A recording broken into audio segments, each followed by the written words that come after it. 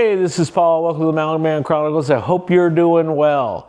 Today's video is about something I had to learn the lesson the hard way. It's about how to have quick grab while you're out in the trail. By quick grab, I mean storage solutions to make your stuff easy accessible, easy to get to. That way, if you're in a predicament out on the trail, you can easily get to it. For instance, recovery gear. You don't want your recovery gear buried, but you want it secured so it's not flying around your vehicle. So trying to figure out how you're gonna do that and how you're gonna set it up so you can grab it quick. I hope you liked the video today. Remember at the end to like and subscribe. Enjoy watching. Thanks.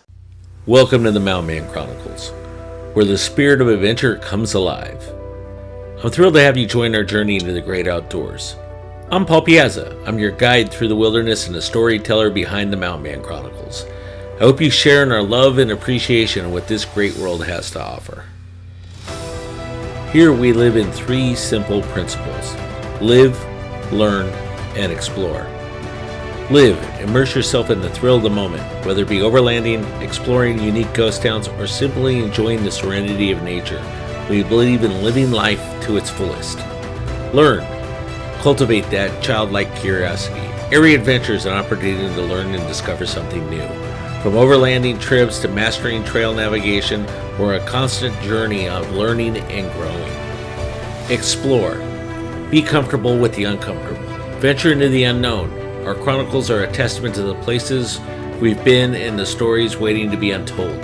Join us as we explore the hidden trails, the pristine lakes, and the mysterious places this great nation has to offer. And of course, what adventure would be successful without proper planning and the right gear? We'll be showcasing some of the tools of the trade along our journeys. I truly hope you enjoy our chronicles and the journey that my wife and I travel through during our overlanding adventures. Thanks for watching.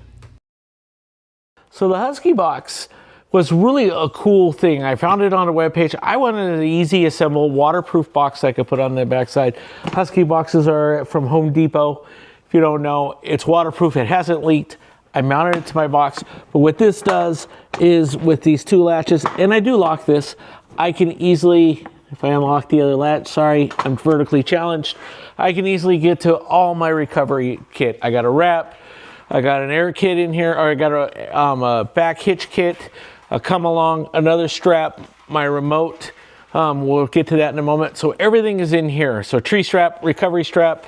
This is a stretch rope that I can get to. And then I have other recovery kits. So this can get me out of most situations.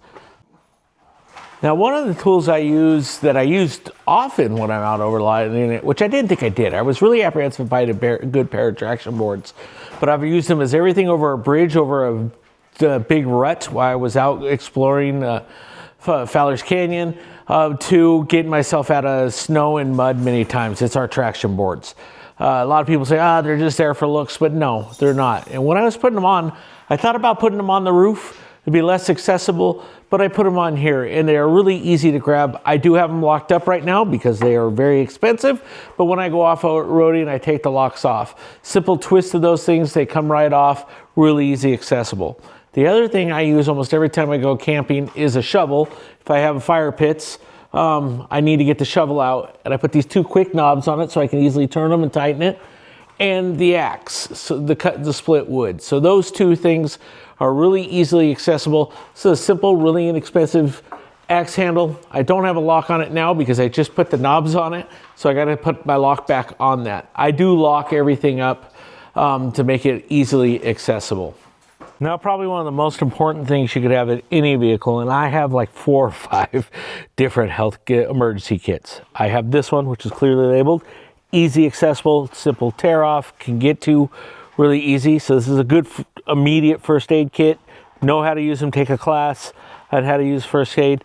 I have a bigger duffel bag, which I carry in the back of the Jeep for more trauma, it has more things in it. And then I have a little small kit here, but this is usually my first one I grab to if I need a Band-Aid, I need gauze, I need a split, a ace bandage, something like that. Another item, a big knife, which I do carry in the Jeep, which is important. So I carry a bigger knife in my Jeep. So having a health kit on that, this is a mole bag just like the other one. easy to get to. Of course, you can never have enough flashlights in the Jeep. One of the key flashlights that I use a lot is the Phoenix brand flashlight. I gotta tell you, I love these flashlights. They are freaking bright headlamps. They're durable, they're solid, and they take a beating. They're great. I have like 4 of them. This is my bigger one. This is the really big one. You can see that lights up a lot, and then I have a little one that's up front that I use quite a bit. So Phoenix lamps rock. If you're not using them, I highly suggest using them. For video purposes, I brought it over to the bench to take a look at. On the trail, I would just simply do this in my back seat. First of all, it's Velcroed on the back, so it's really easy to take off. I can just take the whole bag with me. You'll see in here, I have 2 air gauges. I also keep my winch cable in here, my winch remote, my wireless winch remote. Here I have extra valve stems in case you need them. I have needed them on the trail for somebody else. My air down tools. So I have these, which are just awesome. You just screw them in, set the gauge, and let them rip. Right now they are set to 20 PSI. They should be each at 20 PSI actually. Yeah, this one's at 20 PSI, same with this one, sorry. So they're set there. I also have another air down tool in here. This, and I have this. I also, in the back seat, have a valve stem remover, or a valve stem one. I really don't care for those because I've launched too many valve stems over time doing that. And that's my air down tool. Of course, to carry a knife. One of the most important things you can have when you're airing down, because I can't tell you how many times I've been off the trail, is a light. So having a light on the trail, both red and clear. This is just a cheapio one. I also use good lights as well. So that is the air down kit. That's what I carry on that side. Let's go take a look at the other side of what we carry. So these are great mole bags. If you're not using them, use them. Very important. Also having your winch handle remote, easily accessible. That's usually the main thing you're going to want accessibility to quickly, is your winch handle. I didn't put it in the outside box because I found myself needing a winch to either pull myself out or pull other people out more than I needed any of the straps or anything. That's why the winch remote is in here. Now, when I talk about quick grab and grabbing things, one of the most important things you could have is a fire extinguisher. I actually have 3 back here. I have one there. I have a white one here. This one's on a quick release mechanism. You pull there. That one simply Velcros and pulls up.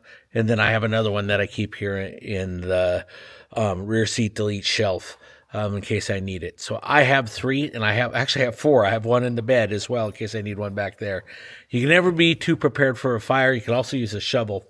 Fun story about a fire is once I was out at a firing range, a gun firing range, not a fire range, and somebody lit tannerite and lit a ground on fire. So we got shovels out, we digged them. I didn't have a fire extinguisher at that time. Learned a valuable lesson. Thank God I had a shovel, or we would have set the area that they would have set the area they were shooting on fire. I don't really shoot tannerite because I don't like to have fires. So you see that I actually just found out I have 5. There's one down below too. So there's another one down there. So I have 4 in the cab, or 3 in the cab, 1 in the back. I have 4 total fire extinguishers that are accessible and easy to get to. These 2 are my 2 main grab ones that I can grab quickly. I am going to get one of those fire sticks that you're coming up, but they're really expensive, so I have not yet. But it will be a future add-on. Up front, just general flashlights and stuff like that.